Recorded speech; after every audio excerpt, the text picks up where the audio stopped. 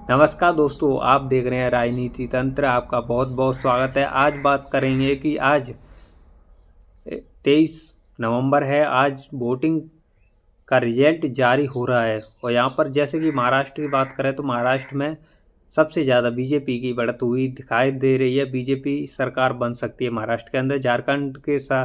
झारखंड की बात करें तो झारखंड में भी बीजेपी सरकार लौट कर आ सकती है। वैसे तो हेमंत सोरेन की जो मुख्यमंत्री थे उनकी सरकार बनी रही, लेकिन अब उलटफेर हो सकता है महाराष्ट्र के अंदर।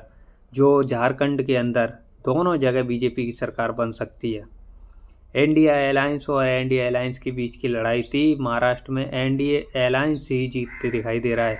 एनडीए अलायंस महाराष्ट्र झारखंड में पूरी मजबूती के साथ जीतते हुए दिखाई दे रहा है। और जैसे यूपी की बात करें तो 9 सीटों पर यूपी में उपचुनाव हुए थे और उसका रिजल्ट जारी हो रहा है। और यूपी की बात करें, वैसे 9 सीटों में से 5 सीटों पर बीजेपी आगे चल रही है और 4 सीटों पर समाजवादी पार्टी आगे चल रही है। और यहाँ पर ये देखनी बात जो कि यहाँ देखा जा रहा था कि बीएसपी का कितना सीट निकल सकती है या बीएसपी कितना प्रभाव डाल सकती है। यहाँ पर बीएसपी का कुछ प्रभाव नहीं दिख रहा है। यूपी में जब 4 बार बीएसपी की सरकार हो चुकी हो और उसका एक भी सीट पर नाम नहीं आए तो वो एक चेतनाजनक और एक निंदनीय बात होगी, क्योंकि हम सबसे ज़्यादा बीएसपी की और जैसे यूपी में कोई भी घटना हो SC ST OBC की बात करते हैं। SC ST OBC की द्वारा ही हमारा चैनल पर वीडियो डाली जाती है। लेकिन इसमें अब चिंताजनक बात यह है कि जैसे कि 2024 के लोकसभा चुनाव में सबसे ज़्यादा बीएसपी को नुकसान हुआ था। अब बाई इलेक्शन हुए हैं तो बाई इलेक्शन में यहाँ पर बीएसपी को फिर दोबारा नुकसान होते दिख रहा है। यहाँ पर 4 सीटों आमने सामने की लड़ाई और 4 सीटों में समाजवादी पार्टी और बीजेपी 5 सीटों पर आगे चल रही है और यहाँ आमने सामने की लड़ाई दिख रही थी और उसी तरीके से रिजल्ट भी आते दिख रहे हैं। वैसे तो बीजेपी यहाँ पर सबसे ज़्यादा सीट जीत सकती है। 9 में से कम सीट बीजेपी की 7 सीट निकल सकती हैं और बाकी की फूलपुर की जो सीट है वो फूलपुर की सीट पर एसपी जीत सकती है और करेल की तो एसपी की है ही।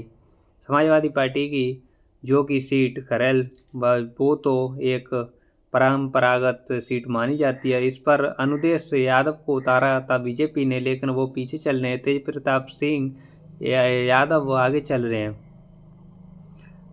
बीजेपी की यहाँ पर यूपी के अंदर अब भी पकड़ है और बीजेपी की आगे भी पकड़ मानी जा रही है। 2027 का रोड मैप लेकर अखिलेश यादव जो ज़मीन पर उतरते दिखाई दे रहे थे, लेकिन उस तरीके से उनकी सीट निकल रही हैं। तब भी ठीक है कि 4-5 सीट अखिलेश यादव की निकल सकती है, लेकिन 4-5 सीट के द्वारा जो जैसे कि यूपी में जो 2024 के रिजल्ट निकला था उस तरीके से 2024 के अनुसार ही जो समाजवादी पार्टी की सीट निकलती हैं तो 2027 का रोड मैप तैयार हो चुका है। अभी जो ये मान लो बाई इलेक्शन है, लेकिन इसमें सबसे ज़्यादा यहीं पता पड़ जाती है 2027 के रोड मैप यहाँ ही पता पड़ जाती है कि 27 का चुनाव हो चुका। बाई इलेक्शन 9 सीट हो गए, लेकिन सरगर्मियाँ पूरी यूपी के अंदर बनी हुई हैं और बनी रही।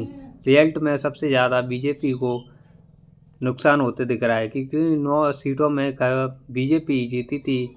करेल सीट पर तो समाजवादी पार्टी अब जीती दिख रही है और परंपरागत करेल सीट भी है जो कि समाजवादी पार्टी की है और उसमें अनुदेश यादव को उतारा गया था बीजेपी की तरफ से। उनका प्रभाव अच्छा दिख रहा था, लेकिन यहाँ हारते दिख रहे हैं। तेज प्रताप सिंह यादव ही जहाँ जीतते दिख रहे हैं। करेल सीट तो उनकी पक्की है, लेकिन उसके बाद में जो फूलपुर की सीट पर वो जीतते दिखाई दे रहे हैं। समाजवादी पार्टी और कई और सीटों पर भी जीतती दिख रही है, लेकिन अभी रुझान शुरू हुए हैं। इसी रुझान के अनुसार ही और जो रोड मैप 2027 का बनाया गया, जो कि 2027 का ही प्लान बनाया गया, अखिलेश यादव ने पूरी मेहनत की, अखिलेश यादव के द्वारा पूरी मेहनत की गई, उसका रंग भी दिख रहा है।